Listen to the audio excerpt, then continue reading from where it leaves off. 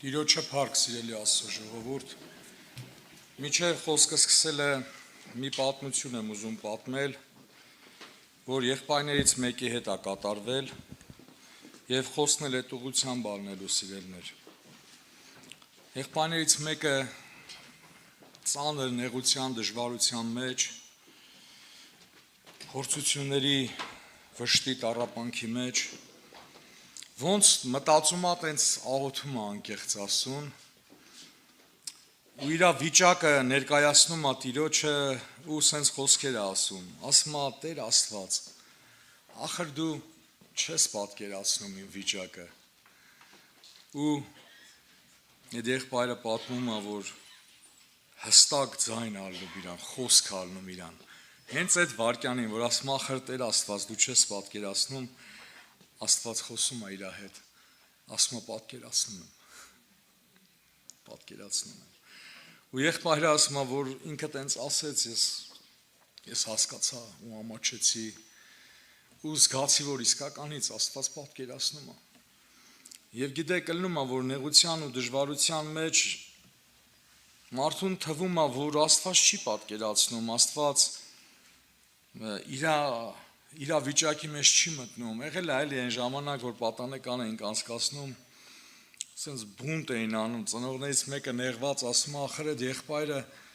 ինքը երեխա չունի, ինքը չի պատկերացնում երեխեքի վիճակը, դառն ու ցավը, վիշտը,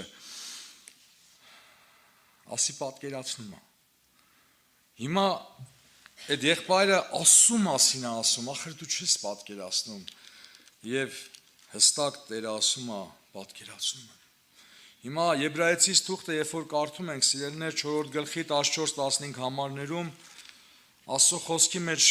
գրված է այդ համարը, սիրելիներ, ուզում եմ հիշեցնել ձեզ, Եբրայեցիս 4 գլխի 14-15 համարները։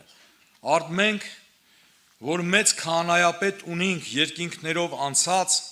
Հիսուսին Աստծո որդուն, ամուր բռնենք մեր դավանությունը, քանզի ոչ թե այնպիսի քահանայապետ ունենք, որ կարող չլինի մեր տկարություններին կարեկից լինել, այլ ինքը ամեն կերպով փորձը առած է մեզ նման, բայց առանց մեղքի։ Ինքը այնպիսի քահանայապետ ունենք սիրելիներ, որ կարող է մեր տկարություններին կարեկից լինի։ Ամեն կերպով ինքը փորձը առած է սիրելիներ, Եբրայեցիս 2:18-ում ես ասեմ սիրելիներ, իմ խոսքի հիմնական համարները Եբրայեցիս թղթից է և Եսայի մարգարեությունից, իրար հետ զուգահեռ կարդալու եմ, 2:18-ում էլ ասում է սիրելիներ, քանզի ինչ բանով, որ ինքը չարչարվեց փորձություն կրելով, կարող է փորձվողներին օգնական լինել։ Հիսուս Քրիստոսը մարմնի մեջ եղած ժամանակ սիրելիներ, և փորձություններ ա կրել, և ցավ ա քաշել, և բոլոր ջրերի աղբյուրները ստեղծող Տերը խաչի վրա ծարավ էր, ջուր չկար, որ ինքը ջուր ուզեց, իրան քացախ տվեցին ջրի փոխարեն։ Ինքը Գողգոթայի խաչի վրա ծարավ էր, ինքը ծարավել ա քաշել, անօթություն էլ ա ունեցել, մարմնի հոգնածություն էլ ա ունեցել, փորձություններ, տագնապներ, ամեն բանի միջով անցել ա և կարող ա փորձվողներին օգնական լինել։ Ինչ վիճակում, որ դու կաս, ինչ վիճակների մեջ, որ դու գտնվում ես, դու իմացի ու հավատա, որ Հիսուսը, քո քահանայապետը, կարա քեզ օգնական լինի, որովհետև ինքը պատկերացնում է, իր անունը փառավորվի։ Եբրայեցիս 7:25-ում ասում է, բոլորովին կարող է ապրեցնել նրանց, որ իր միջոցով մոտենում են Աստծուն, որովհետև միշտ կենդանի է, որ նրանց համար բարեխոսություն անի, փառք իրան։ Ինքը բոլորովին կարող է ապրեցնել նրանց, ովքեր որ իր միջոցով մոտենում են Աստծուն։ Քո քահանայապետը Հիսուսն է, եթե դու Քրիստոսի միջոցով ուզում ես մոտենալ Աստծուն, նա բոլորովին կարող է քեզ ապրեցնել և քեզ ապահով հասցնել երկինքը, սիրելիներ, որովհետև իրոք, ուզում եմ այս երկու բանը հիշեն, Եբրայեցիս 4:15-ում ասում է, որ նա ամեն կերպով փորձը առած է, 2:18-ում ասում է, չարչարվել է փորձություն կրելով, Եսայիա մարգարեության 53:3-ում գրված ասիրներ, որ նա անարգվեց, մարդկանց երեսից ընկավ, վշտերի տեղյետեր եւ ցավերի տեղյակ եղավ։ Եվ հիմա դու ցավի մեջ եղած ժամանակ, լինում է որ անարգված ժամանակ, երեսից ձգված, քեզ մարդիկ մոռացել են, բոլորը թողել են, ու քեզ այդ ժամանակ թվում է թե Հիսուսը չի պատկերացնում, մարդուն թվում է որ ոչ ոք իրան չի հասկանում, սիրելիներ, բայց եւ անգամ շատերը կարան խոստովանեն, որ մտածել են, որ Աստված չի տենում կամ չի պատկերացնում իր վիճակը, սիրելիներ, բայց մեր քահանայապետը ամեն բան գիտի եւ ուզում եմ ասել, որ դու միշտ իր ուշադրության կենտրոնում ես, միշտ իր ուշադրության կենտրոնում ես, ցերեկ ու գիշեր նա հսկում է քեզ, նրա ամենատես աչքերը հետևում են քեզ։ Սիրելիներ, Եսայիա մարգարեության 49-րդ գլխի, ուզում եմ համար հիշացնեմ, 15-16 համարներում գրված է, միթե կինը իր կաթնակեր մանուկին կարող է մոռանալ, այնպես որ իր որովայնի ծննդյան վրա չգթա, թեև նրանք մոռանան, բայց ես քեզ պիտի չմոռանամ, սա խոստում է, սիրելիներ, ես քեզ պիտի չմոռանամ, ահա ես քեզ իմ ձեռքերի մեջ դրոշմել եմ, նկարագրել եմ, քո պարիսպները միշտ իմ առջև են։ Աստված քեզ դրոշմել է իր ձեռքի մեջ եւ քո պարիսպները, գիտեք էդի որն ասին է, դա դու ես, քո հոգևոր կյանքն է, քո առողջությունն է, քո ընտանիքն է, քո հետ կապված ամեն բան, քո պարիսպները, Տերն ասում է միշտ իմ առաջին են։ Եվ սա պետք է ճանաչել, սրան հավատալ, որ միշտ Աստծուն վստահել եւ Աստծո վրա հենվել ու ապավինել սովորենք, սիրելիներ։ Եսայիա մարգարեության 40:27-ում ասում է ինչու համար ես ասում ով Հակոբ, 40:27-ից եմ կարդում, եւ ով Իսրայել ինչու ես խոսում, թե իմ ճանապարհը Տիրոջից ծածկվեցավ եւ իմ իրավունքը իմ Աստծուց ցանց եղավ։ Միթե չիմացար կամ չլսեցիք, որ հավիտենական Աստվածը Եհովան, երկրի ծայրերի ստեղծողը չի հոգնում եւ չի թուլանում։ Մենք մեկին երկու բան անենք, հոգնում ենք, էլ ասում ենք դե ինչքան կարելի է, բայց Աստված չի հոգնում, սիրելիներ, որտեղ սիրում է քեզ հավիտենական սիրով։ Եվ ես կկարդամ այդ համարները, նա խոստացել է միջև կյանքիդ վերջը ու հավիտյան քեզ կրի իր գրկի մեջ եւ քո բոլոր հոգսերը հոգա, քո բոլոր կարիքները հոգա, քո բոլոր ամեն ինչը ների, մեր կամակորությունները ինչքան է ներում Աստված, սիրելիներ։ Նա չի հոգնում եւ չի թուլանում, հիշի էդի։ Էդի դու կարաս հոգնես բոլորից, բայց Աստված չի հոգնում մարդուց, սիրելիներ։ Ասում է երիտասարդներն անգամ պիտի հոգնեն եւ թուլանան եւ ընտիր կտրիչները բոլորովին պիտի ընկնեն, բայց Տիրոջը ապավինողների ուժը պիտի նորոգվի, նրանք արծիվների պես թևերով վեր պիտի ելնեն, պիտի վազեն ու չթուլանան, պիտի քայլեն ու պիտի չհոգնեն, որտեղ նրանք գիտեն, որ Աստված գիտի, Աստված տեղյակ է։ Եղբայրներից մեկը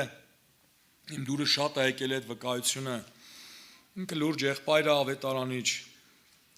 ասում ալնում է էլի, որ անհասկանալի պատճառներով գիշերը զարթնում եմ, մի սենց տագնապ ալնում սրտիս մեջ, անհանգստություն ալնում սրտիս մեջ, զարթնում եմ անհասկանալի ու չեմ կարողանում քնել,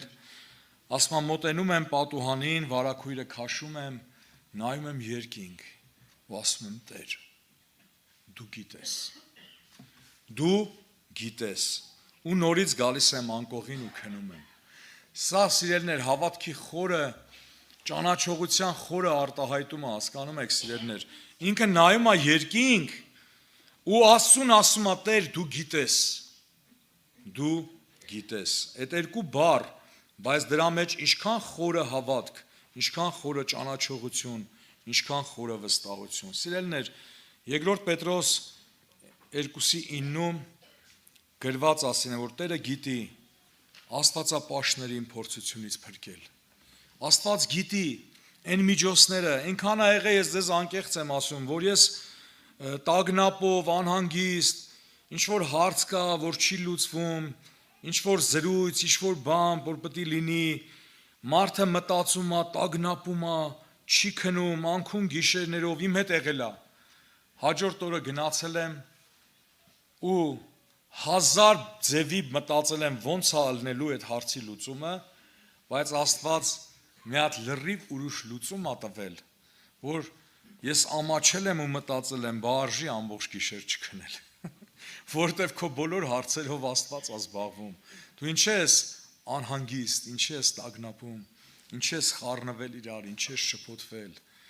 Սիրելիներ, իմ հետ շատ ա եղել, ես ամաչել եմ, զղջացել եմ։ Սաղմոս 121-ի մեջ, սիրելիներ, 3-ից 8 համարներում հիշացնում ա, սիրելիներ, Տիրոջ մասին, այս խոսքերը ասում ա, քո ոտքդ Աստված պիտի չդողացնե, քո պահապանը պիտի չքնանա, ահա Իսրայելի պահապանը պիտի չննջի եւ պիտի չքնի։ Տերը քո պահապանն է, Տերը քո աջ ձեռքի մոտ, քո հովանին է։ Ոչ արեգակը քեզ պիտի զարկի ցերեկը, ոչ էլ գիշերը լուսինը, որովհետև Տերը քեզ ամեն չարից պիտի պահե, քո անձդ պիտի պահպանե, քո ելնելն ու մտնելդ պիտի պահպանե, այսուհետև մինչև հավիտյան փառքիրա, սիրելիներ։ Եսայա մարգարեության 27-ի մեջ, սիրելիներ, գրված է, Տերն ասում է, ես ամեն վարքյանի մեջ քեզ պիտի պահեմ եւ պիտի ոռոգեմ քեզ, որտեվ մենք, սիրելիներ, ինչքան էլ մարդուն թվում է, թե ինքը զորավոր, ինքը այտենց կարող մեկն է, բայց մենք խեղճ արարածներ ենք եւ ամեն վարքյան Աստծո պաշտպանության կարիք ունենք, ամեն վարքյան,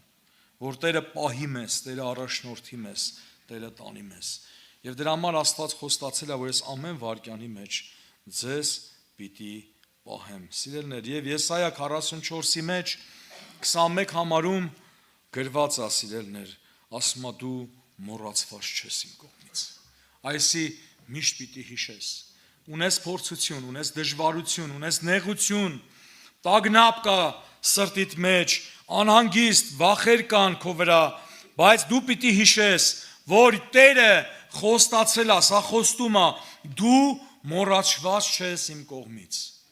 Քո ամեն ինչից Աստված տեղյակ է։ Անհավատները սենց խոսք ունեն, սիրելիներ, լսած կլնեք, ասում են մեր գլխի, մեր մազ, ասում է կյանքը մազից էր կախված, մազից։ Իսկ իրանք դավանում են, ինչ որ կա իրականում, հա, իմ կյանքը մազից է կախված։ Ես ուզում եմ ասեմ, որ իմ կյանքը մազից չի կախված։ Մազը շատ բարակ է, սիրելիներ, հա։ Եկեք մեր կյանքը չկախվի մազից։ Իմ կյանքը կախված է Աստծո հրամանից։ Ունենաս հազարատ հիվանդություն, դժվարություն, նեղություն, միջև Տերը չհրամայի, վեշերը չես հավաքում։ Համաձայն եք, սիրելիներ, Տերը քո կյանքը Աստծո հրամանից է կախված, որովհետև քո կյանքը Աստված մի հատ այնց հիանալի վայրում է պահել, Աստծո մեջ։ Տենց գրած է Կողոսացի 3-րդ գլխում, ասում է դու ձեր կյանքը պահված է Քրիստոսի հետ Աստծո մեջ։ Դու պատկերացնում ես Աստծո մեջ է քո կյանքը պահված եւ քո հետ չի կարա պատահական բաներ կատարվի։ Սիրելիներ, դու մոռացված չես իմ կողմից։ Ես ուզում եմ մի կարճ վկայություն անեմ, սիրելիներ, երբ որ տարիներ առաջ ինձ տարել էին վիրահատության,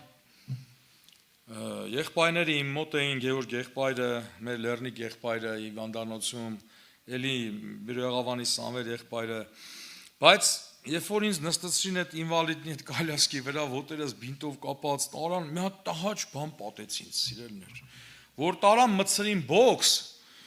ընդհանրապես մի հատ sense ծանրություն, թանձր խավար կուտակվեց ին վրա։ Ես կարամ ասեմ, որ դա ֆիզիկական երևույթ չէր եւ մահվան դառը քամին փչում էր երեսիս վրա։ Ես չեմ հասկանում, իմ հետ այդպես բան այդ մի անգամն է եղել։ Ես անկեղծ եմ ձեզ ուզում ասեմ, ես այդ պահին ոչ հիշում էի, ոչ որ հավատացյալ եմ, ոչ հիշում էի քարոզիչ եմ, ոչ հիշում էի, որ եղբայր եմ ծառայող։ Ես այդ պահին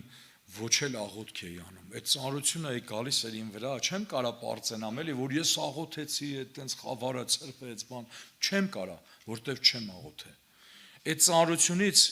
իմ հետ տարօրինակ բան էր կատարվում ու ճնշում էր ու այդ խավարը թանձրանում էր իմ վրա։ Եվ սիրելիներ, հանկարծ, անսպասելի, Աստծո ներկայությունը պատեց ինձ։ Եվ իր պայծառությունից այդ խավարը չքվեց ու իմ ներսը լցվեց ուրախությունով ու ես Աստծուն սկսեցի փառաբանել, սիրելիներ։ Եվ երբ որ հիվանդանոցից դուրս եմ գրվել,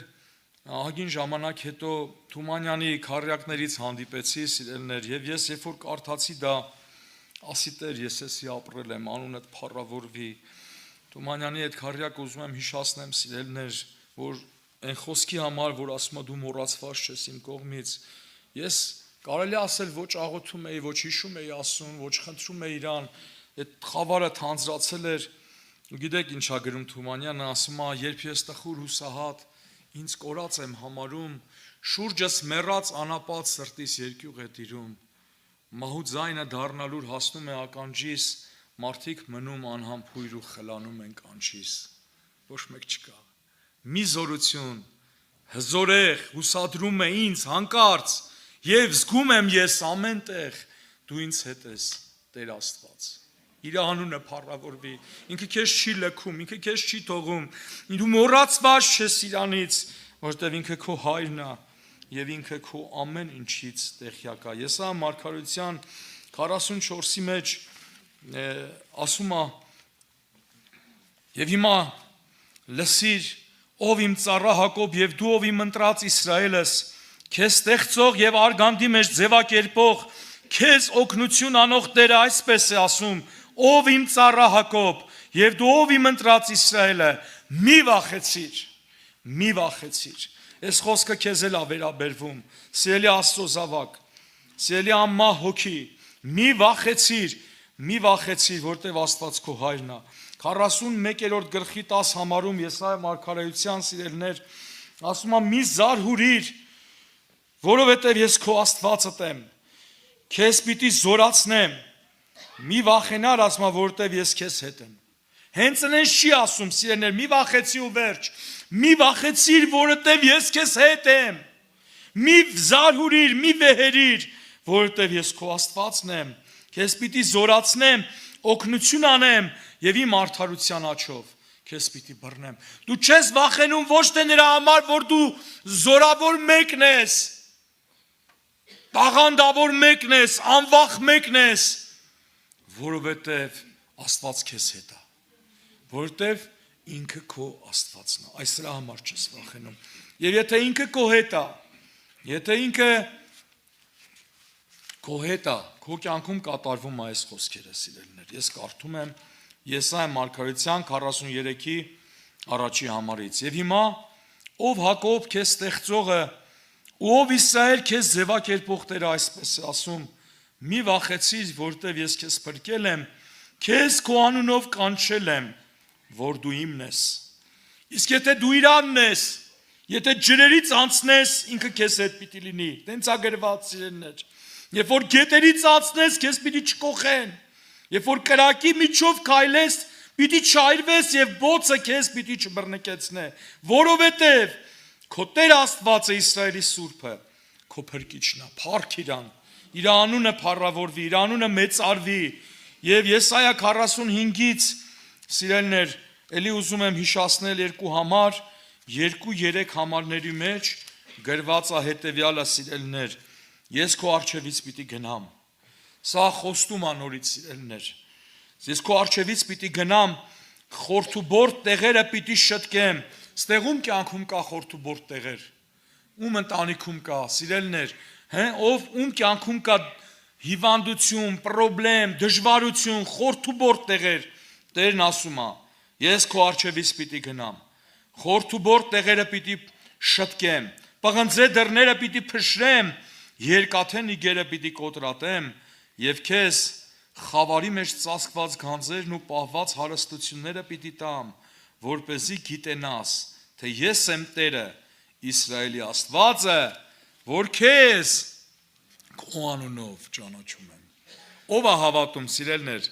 ստեղ ներկաներից, որ Աստված քեզ ճանաչում է քո անունով, գիտի քեզ։ Դու հավատում ես սրան, որ Աստված գիտի քեզ, քո անունը անձամբ ճանաչում է քեզ, եւ հիմա որ ստեղ ներկա է Տիրոջ հոգին, նա ստեղ չի գործում ամբոխի հետ, ժողովուրդների հետ, նա ստեղ է քո համար եւ քո հետ է գործանում։ Իր անունը փառավորվի, սիրելիներ։ Եվ մեր կյանքը գտնվում է մեկի ձեռքերի մեջ եւ մեկի անմիջական վերահսկողության տակ, որը կարող է մեզ ազատի, փրկի եւ ամեն իրավիճակների միջով անցկացնի եւ ապահով հասցնի երկնային հանգիստը։ Սիրելիներ, Եսայիա մարգարեության 46-ից էլ հիշացնեմ այստեղ օրհնյալ համարները, 46-ի 3-4 համարներում ասում է ինձ լսեք, ով Հակոբի տուն եւ Իսրայելի տան մնացորդ, որ ձեզ որովայնից կրում եմ եւ արգանդից վերցնում եմ, մինչեւ ձեր ծերությունը անգամ ես նույնն եմ, եւ մինչեւ ձեր ալևորությունը ես ձեզ պիտի կրեմ, ես ձեզ ստեղծել եմ, ես պիտի վերցնեմ, պիտի կրեմ եւ պիտի ազատեմ։ Փառք իր անունին, սիրելիներ։ Այսենց Աստծո հետ է քո գործը, այսենց Աստծո ենք մենք պաշտում, մեր կյանքը պահված է իր մեջ։ Եվ վերջացնելով խոսքը, սիրելիներ, Եբրայեցիս թղթից ուզում եմ հիշացնել այդ համարը, մեր քահանայապետ, քանի որ ունենք այդպիսի քահանայապետ ունենք, այդ ամեն ինչի միջով անցած եւ հիմա հոր աչում նստած, սիրելիներ, Եբրայեցիս 4:16-ում մեզ հորդորում է Սուրբ Գիրքը, սիրելիներ, քանի որ դու այդպիսի քահանայապետ ունես երկնքում հոր աչում նստած, համարձակությունով մոտեցի, շնորհած աթոռին, որ ողորմություն ընդունես եւ շնորհ գտնես պետք եղած ժամանակ մեզ օգնելու, գրված է տենց։ Ինչ վիճակում որ կաս, մոտեցի շնորհած աթոռին, քո քահանայապետը կենթանի է, բարեխոսում է եւ կարա քեզ ազատի ամեն իրավիճակների մեջ։ Եվ ուզում եմ խոսքս ուղղեմ նրանց, ովքեր որ դեռ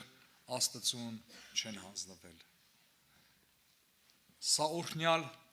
վիճակ է, սիրելիներ, որ դու Քրիստոսին ես հանձնվում